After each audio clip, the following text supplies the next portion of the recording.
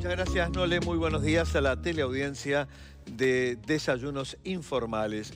Ustedes saben que las enfermedades raras son aproximadamente 8.000. La cifra realmente es espeluznante, es removedora.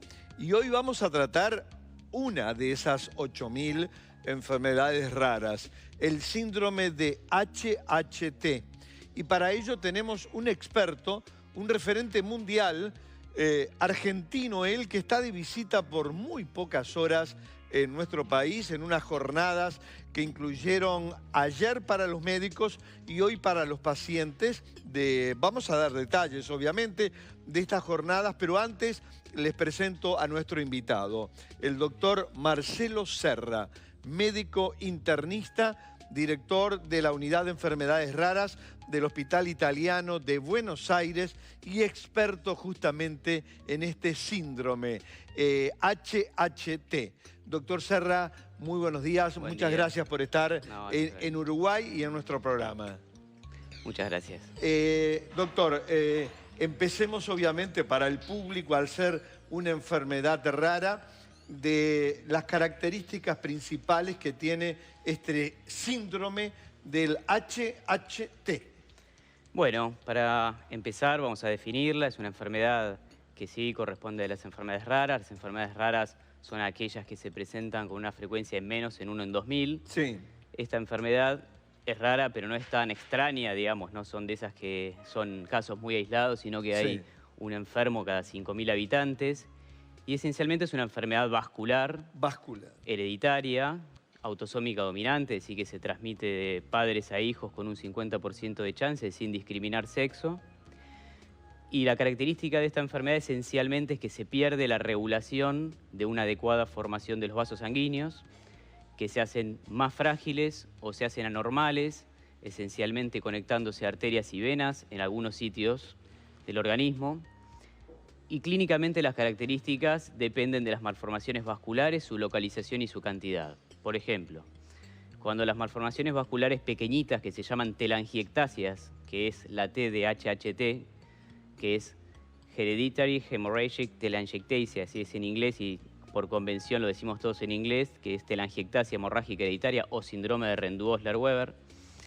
Estas malformaciones vasculares chiquititas telangiectásicas, por ejemplo en la nariz o en el tubo digestivo, suelen romperse y sangrar con mucha facilidad. Con lo cual el paciente, en forma bastante llamativa, empieza a tener sangrados nasales espontáneos, recurrentes, en cualquier sitio, en cualquier lugar, que empiezan desde edades muy tempranas, llamémosle primera década, algunos segunda década de vida, pero ya llama la atención cuando los niños y sus padres empiezan a tener sangrados nasales frecuentes, recurrentes, buscan un tratamiento, el tratamiento no funciona, siguen sangrando y realmente hay pacientes en los cuales el sangrado nasal puede amenazar la vida y ser muy invalidante. El diagnóstico, doctor, ¿cuáles son, digamos, los síntomas que pueden llevar a consultar de inmediato, digamos, a un profesional? Este es el problema, digamos. ¿Ese es el problema? El problema es que la enfermedad por momentos es leve, por momentos o en otros pacientes o en otras familias es un poquitito más grave. Entonces el motivo de consulta puede ser algo tan básico como un sangrado nasal recurrente o un accidente cerebrovascular en un paciente joven o una infección en el cerebro en forma de un absceso o falta de oxígeno porque esas malformaciones vasculares en pulmón evitan una adecuada oxigenación o un trastorno hepático por un agrandamiento hepático por malformaciones vasculares hepáticas o simplemente anemia por falta de hierro que no recuperan, por pérdidas digestivas. Es decir, que esta heterogeneidad de síntomas hacen también a que el diagnóstico muchas veces siga de largo y se complique llegar a un diagnóstico definitivo oportuno.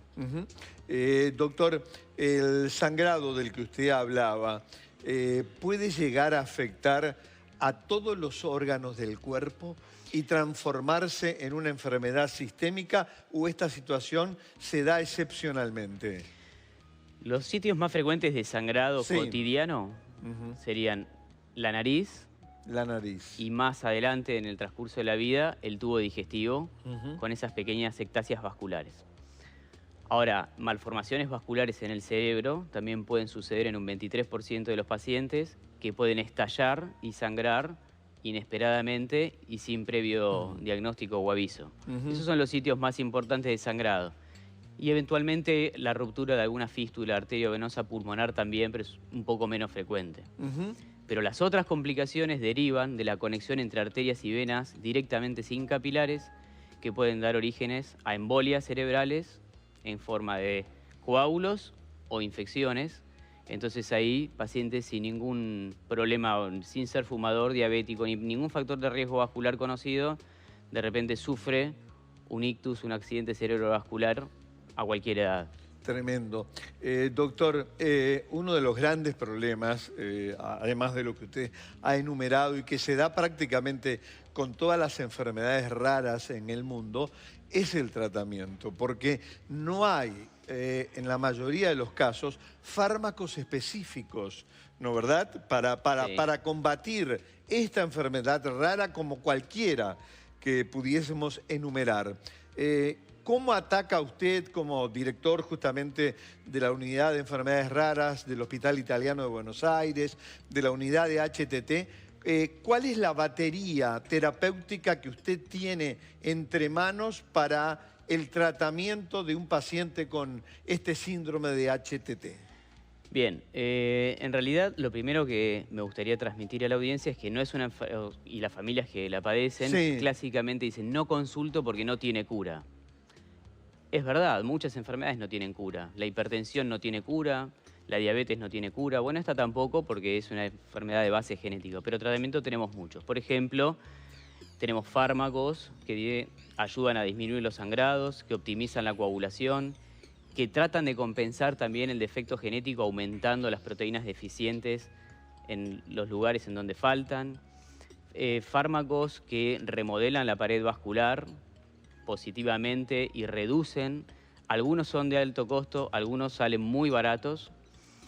Cada paciente necesita un tratamiento más ajustado, depende de la severidad y depende de dónde tengan. Y luego hay tratamientos de intervención, que por eso tenemos una unidad integrada por 19 profesionales, en donde hay tratamientos de intervención en el tubo digestivo, mediante endoscopías, tratamientos de intervención mediante cateterismo para cerrar las fístulas pulmonares que andan excelentemente bien, tratamientos neuroquirúrgicos mini-invasivos o clásicos, neurocirugías abiertas para extirpar una malformación vascular cerebral antes que sangre, embolizaciones también para cerrar fístulas o malformaciones vasculares cerebrales, por supuesto también, tratamientos otorrinolaringológicos desde muy simples que se hacen en el consultorio con una pequeña infiltración de una sustancia esclerosante, hasta cirugías un poquitito más complejas, pero que dan muy buenos resultados. Y la verdad que los pacientes, a ver, no es que nos dedicamos a esto para frustrarnos, sino para darles un alivio a estos pacientes y a estas familias, con lo cual los tratamientos hay muchos, digamos. Perfecto.